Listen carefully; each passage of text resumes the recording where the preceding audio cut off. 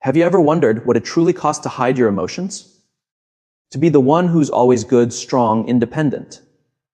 From a young age, women are taught that to be loved, they must adjust, sacrifice, and quiet the most tender, vulnerable parts within. But the price of that silence is heavy. Somewhere along the way, they lose touch with the innocent, intuitive, vibrant little girl they once were. The root of their true feminine energy. None of this is your fault. It's what happens when the child inside is left unhealed. As long as that little girl remains buried in the unconscious, your natural feminine essence stays trapped. So how do you bring her back to life? How do you reconnect with your intuition, your softness, your quiet strength? Instead of simply enduring life on survival mode, to be free, you have to return. Return to the place it all began. To the moment that little girl was left behind in the dark. Today, I want to take you on a journey to find her, to listen to her, and to begin healing what's been unseen for so long. Stay with me till the end. This might not just be another piece of content. It might be the message you've been waiting to hear. When a grown woman feels constantly drained in her relationships, feels lonely even when surrounded by people, or reacts too strongly to small things, she often blames herself. She thinks, maybe I'm too emotional. Maybe I'm just weak. But these reactions aren't flaws. They're echoes from the past. The voice of the little girl inside you still crying out, even when no one seems to hear her. Inside every person lives an inner world, a landscape made of memories, beliefs, emotions, and forgotten fragments of who we used to be. And one of the most powerful pieces of that world is the inner child, the part of you that once felt hurt, unseen, or unworthy. That little girl doesn't disappear. She retreats. She hides deep inside where she still feels unloved, inadequate, and unsafe. And from that hidden place, she quietly influences how you think, how you love, and how you react as an adult. Have you ever pretended you were fine when your partner ignored your message? Tried to stay composed when someone criticized you? Felt a deep sting of rejection over something small, like being left out of a conversation or overlooked at work? That's not your adult self reacting. That's the little girl who once felt invisible, reliving her pain again and again. Because she was never heard back then, every similar moment reopens that same wound. We all carry parts of ourselves we don't want to see. Emotions we were taught to hide, sides we were told were too much. For many women, that hidden part is the inner little girl. She carries the fear of being left behind, the need to please to be accepted, and the belief that love must be earned. These beliefs form early. When a child's tears are ignored, when she's scolded for expressing emotions or compared to others, a child doesn't yet know that the problem isn't her. So she decides, something must be wrong with me. I'm not good enough to be loved. That belief becomes her map for life. Please others to be loved. Be yourself and risk being rejected. It's the quiet contract many women unknowingly sign as little girls. And it shapes their entire emotional world. The pain doesn't vanish. It becomes the script that runs their lives. They find themselves falling for emotionally distant partners who mirror their unavailable father. They end up working for harsh bosses who make them feel never good enough, just like when they were compared as children. This isn't coincidence. It's the mind's way of trying to replay the old wound, hoping this time the story will end differently. But until you recognize it, you just relive the same pain in new forms. The danger is when you start believing this is fate. You think you're unlucky in love. You think life is just harder for you. But this isn't destiny. It's the past, still unhealed, still whispering through the present. When we don't face what's buried within us, it controls us from the shadows. Once we bring it into the light, everything changes. Awareness breaks the pattern. The moment you realize, oh, I react this way because I was once silenced, or I try this hard because I once believed I wasn't enough. Something shifts. The unconscious stops steering your life, and you begin to take back the wheel. Think about this, the ego, the image you show the world, often forms as armor. When the inner child is deeply hurt, The adult self learns to survive by becoming capable, successful, and independent. You build strength like walls. You rely on no one. You achieve. But deep inside, you're tired. You're weary from carrying the weight of having to be okay all the time. Imagine a woman in her mid-30s, accomplished, respected, financially secure, yet in love, she's terrified.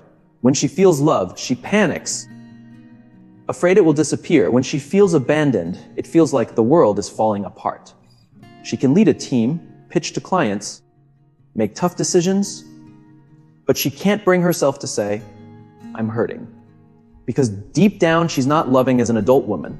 She's still that little girl searching for the tenderness she never received. Can you see a part of yourself in her? If so, you're not alone. Your story might be someone else's mirror, someone else's quiet reminder that they too are not broken, just healing.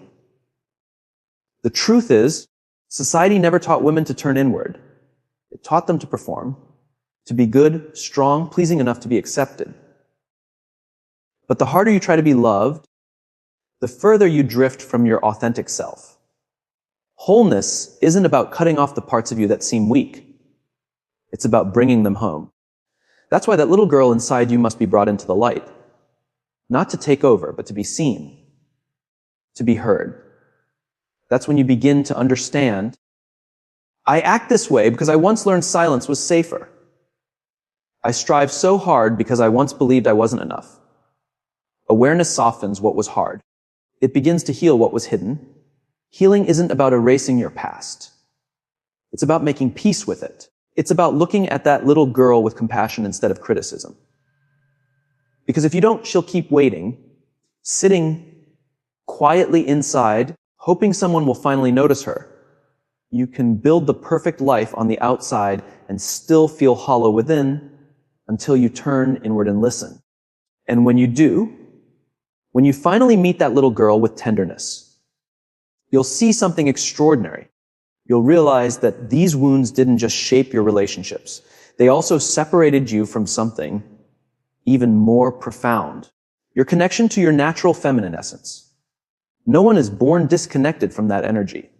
It's part of your soul, your intuition, your gentleness, your ability to receive love, to create, to flow. But over time, this energy gets buried under expectations and survival. Be strong, but not weak.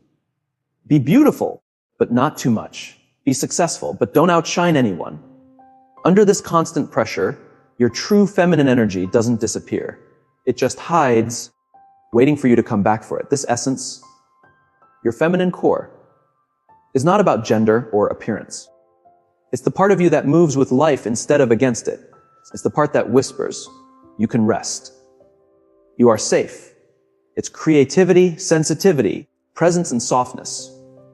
Not as weakness, but as power. Yet most women were taught early on that emotions are messy, that being gentle makes you vulnerable, that wanting too much makes you difficult. So the inner child who once danced, dreamed, and cried freely learned to shrink. She traded joy for control. She wore strength like armor, never realizing that in doing so she buried her truest self. If you find it hard to relax, to express love without fear, or to feel feminine without guilt, you're not lost. You're just blocked. You've spent years trying to fit into a world that asked you to abandon who you are. And now it's time to return, to find that little girl, to listen to her, to let her lead you home. Think of a small stream flowing through a valley. At first, it moves freely, graceful, alive, winding around rocks and roots without resistance. It flows because that's what it was born to do. But one day, a boulder appears in its path. The stream doesn't understand why, but to survive, it changes direction. It learns to squeeze through cracks, to move quietly, to adapt. Over time, it forgets what it feels like to flow freely, believing that if it moves too strongly, more obstacles will appear. That's what happens to so many of us. We adapt, we adjust, we learn to survive instead of flow. But the beauty is, you can always return to your natural current. You can always remember who you were before the world told you who to be. And that journey back, that return, begins the moment you decide to listen. A woman's feminine energy is like a flowing stream. Sometimes it moves softly, sometimes it roars with power, but it's meant to move freely. Over time, many women have placed too many rules on themselves, too many beliefs that whisper, "I'm only worthy when I make others happy." And like a stream blocked by stones, the deepest part of her no longer touches the light. For her energy to flow again, a woman needs to feel safe in her own body, in her heart, and in her emotions. When the child inside her never knew unconditional love, she grows into a woman who doesn't feel safe opening her heart. Instead of receiving love, she becomes cautious protective, always trying to make sense of everything. She builds walls to stay safe, never realizing those same walls trap her truest self. Feminine energy doesn't come alive through effort. It awakens through surrender, through being present, through trusting the rhythm of life. But if a woman carries the fear of being hurt, she can't relax. She's always alert, always analyzing, always needing certainty before trusting anyone. And in that tension, she moves away from her feminine essence. Not because she's lost it, but because she once learned that being open, soft, and trusting wasn't safe. Think about the last time you wanted to express your feelings, but held back because you feared being misunderstood or rejected. That moment, when you silenced yourself, that's when your natural energy dimmed again. The sad part is, we often think this means we've grown stronger, wiser, more mature. But in truth, we're just repeating an old survival pattern from childhood when hiding our emotions felt like the only way to stay safe. Healing the feminine isn't about being moral or perfect. It's about coming home to yourself. It's about reconnecting with your soul through compassion and honesty. It's when you stop running from the parts of yourself you once judged, your sensitivity, your tears, your need for connection. And you finally say, "I see you. You belong. You are part of me," and something changes. Slowly, quietly, something inside begins to move again. You start to feel instead of think your way through life. You start to create, to love, to trust. You no longer chase attention or recognition. You simply shine. And that light doesn't burn out. It comes from a place within you that never runs dry. That's when a deeper journey begins. Not one of becoming someone new, but of returning to who you've always been. This journey is about wholeness. It's not about becoming the best version of yourself, the one society expects you to be. It's not about perfection or performance. It's about becoming whole. The path to wholeness isn't about adding more. It's about removing what never belonged to you. The old beliefs, the roles you were told to play, the masks you wore to survive. It's about facing the parts of yourself you pushed away and realizing they too have value. The little girl who once felt small, unheard and unseen, she's still in there. The feminine essence that once hid behind layers of protection still waits for you to bring her into the light. Becoming whole isn't about some magical breakthrough. It's not a climb toward the heavens. It's a quiet descent into your roots. Facing your pain, making peace with your past, and accepting all parts of yourself, the strong and the fragile, the logical and the emotional, the dark and the bright. Only when you do that can you stop living a divided life. You stop trying to be someone else and finally live as yourself, authentic, grounded, and free. One woman once shared, "I wore a mask for 30 years. I did what everyone expected. I smiled even when I was breaking inside. But when I began to meet the little girl I'd hidden away, I realized I had never truly lived a single day. And after that, I could never go back. This journey isn't easy. There will be days when you feel lost, no longer belonging to the old world, but not yet knowing who you are in the new one. But that's a good sign. It means the old version of you is fading so the true one can be born. That confusion isn't failure, it's transformation. And then one day, something incredible happens. You stop needing others to accept you because you finally accepted yourself. You realize you weren't meant to become an ideal. You were meant to become real, whole, contradictory, human, and beautiful in your own way. That's what the journey is really about. It's not about running away from your pain. It's about walking back to yourself. Healing the inner child isn't another task to check off. It's a homecoming. It's an act of courage and self-love. Because every wound, every hidden emotion, every unmet need keeps echoing in your life until you finally stop and listen with compassion. You don't need to add more to yourself. You only need to remove what was built to protect you from being hurt. Not by reading more or learning more, but by turning inward to meet the little girl who once carried your full light before the world taught her to dim it. The first step is recognizing her. The little one inside you isn't just a memory. She's still alive. She still feels, she still hopes, she still wants to be seen. Find a childhood photo of yourself, one that moves something deep inside. Hold it. Look at her eyes. What do you see? Innocence, curiosity, fear, longing. Take your time. Let the feelings rise. Ask yourself, what did she dream about? What made her laugh? What made her cry? Then write her a letter, not as the adult who knows better, but as someone who finally sees her. Tell her, you are loved. I'm proud of you. This isn't just a writing exercise. It's sacred. It rebuilds the bridge between who you are now and who you once were. Next, listen to her needs. Most of our pain comes from needs that were never met. Love that wasn't given, safety that wasn't felt, understanding that never came. These needs don't disappear with time, they linger, quietly shaping your relationships and your choices. Find a quiet space. Close your eyes. Breathe deeply. Then invite your inner child to come forward. Picture her clearly. What she's wearing, how she feels, what she's doing. When she appears, ask gently, what do you need from me right now? Then just listen. Don't rush or question what comes. You might feel tears before you hear words. Whatever arises, write it down. This isn't about fixing her. It's about hearing her for the first time. Each time you do this, you soften a little more. You start rebuilding the most important relationship you'll ever have, the one with yourself. And slowly, you begin to rediscover the innocence, wisdom, and light that were never truly lost, only buried under years of trying to be who others wanted you to be. And finally, become the mother you always needed.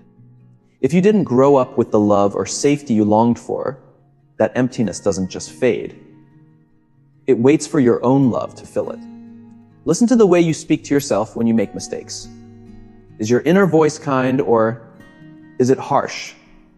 Would you speak that way to a frightened little girl? Of course not.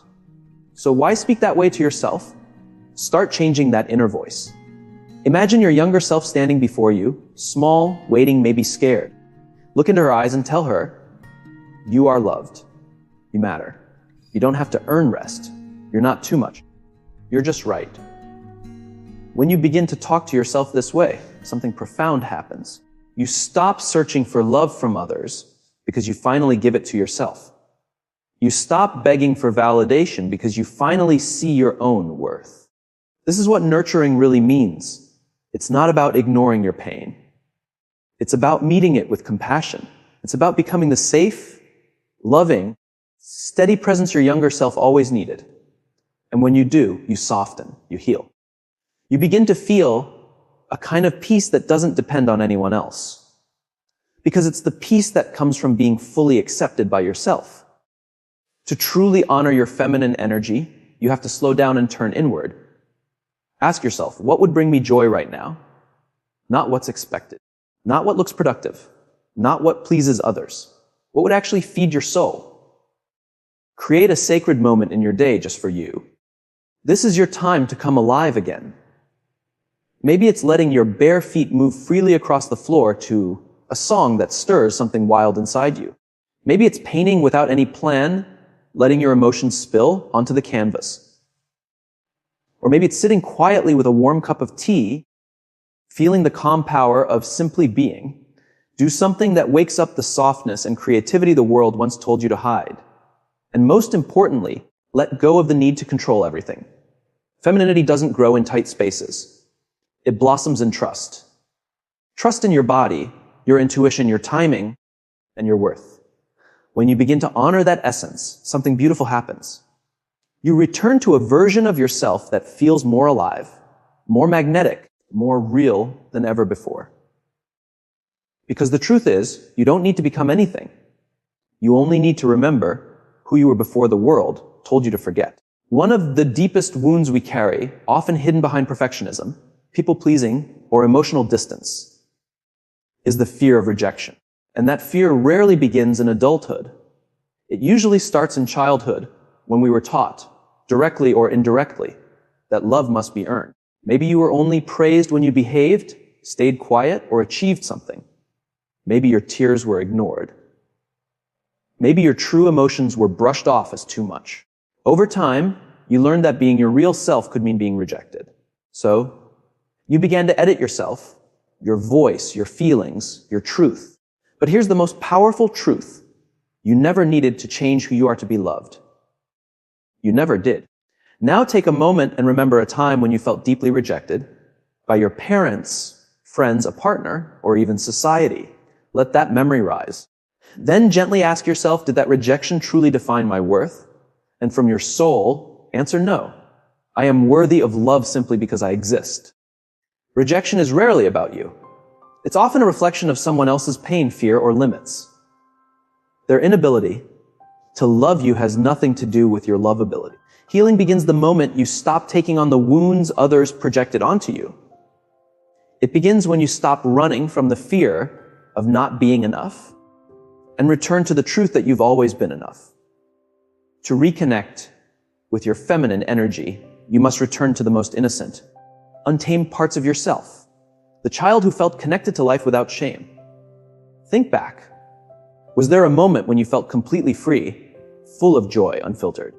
Maybe you were spinning in the backyard, painting with wild colors, singing loudly, or lying on the grass watching clouds drift by.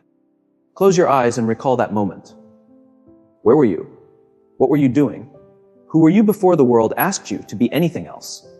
Then ask yourself, which parts of my childhood made me feel most alive? Write them down. Let it flow naturally. Jumping rope, dancing in the kitchen, writing stories, building forts, dressing up, imagining worlds. Now choose one thing from that list and do it this week. No excuses, no judgment. Give your inner child some air again, because those joyful, creative things you once loved aren't childish. They're medicine. They're the natural expression of your feminine energy before life told you to tone it down. As you reconnect with those lost pieces, you awaken the woman you were always meant to be, radiant, intuitive, magnetic, and free. Many of us were taught to perform instead of simply being ourselves, to be agreeable, to hide our joy when it's too much, our tears when they're too raw, our truth when it feels uncomfortable. Over time, we learn to hide our light behind a mask, fearing judgment more than we desired freedom. But what if you could start to let that fear go? Begin by finding one area of your life where you feel silenced, where your soul wants to express itself, but your mind whispers, be careful. Maybe you want to dance, speak up, wear something bold, or say what you really feel. But something holds you back. Ask gently, where does this fear come from? Who made me believe it's unsafe to be myself? Who told me I have to shrink to be accepted? Then take one small step to challenge that belief. Dance, even if you're awkward. Cry, even if no one understands. Laugh out loud. Write without deleting. Speak from your heart without rehearsing. Because when you let yourself simply be, you reconnect with the little girl who was unapologetically herself, who sang off key, who wore what she loved, who never needed approval to shine. Let her lead you home. Most of us carry a hidden belief that joy must be earned. That pleasure is selfish. That rest must be justified by productivity. Somewhere along the line, we were taught that feeling good without doing enough is lazy or indulgent. But that belief isn't yours. It's conditioning. Your soul doesn't grow through deprivation. It blossoms through joy. So today, choose joy. Make a list, a real one, of things that bring you happiness for no reason at all. Things that make you feel soft, silly, inspired, alive. Maybe it's painting just for fun, singing in the shower, soaking in a bath, dancing to your favorite song, or curling up with a book that moves you. Then do one of them. Not because it's productive, but because you deserve to feel good. And when guilt shows up, pause, breathe, place your hand on your heart and say, I am worthy of joy without needing to earn it. This small act of choosing joy begins to undo years of suppression. It tells your inner child you're safe now. You can play. You can feel good. Because healing isn't just about facing pain. It's also about reclaiming your right to feel alive. The next time you feel doubt rise up before a hard conversation, a creative risk, or something vulnerable, pause. Ask yourself, if my inner child were here, what would I say to make her feel safe? Then say those words to yourself. You might whisper, "It's okay to be scared, I'm here with you," or "Your voice matters." Each time you speak gently to yourself in those moments, you rewire the belief that you have to be perfect to be worthy. You plant seeds of confidence, and slowly you rise. Because confidence doesn't come from never falling.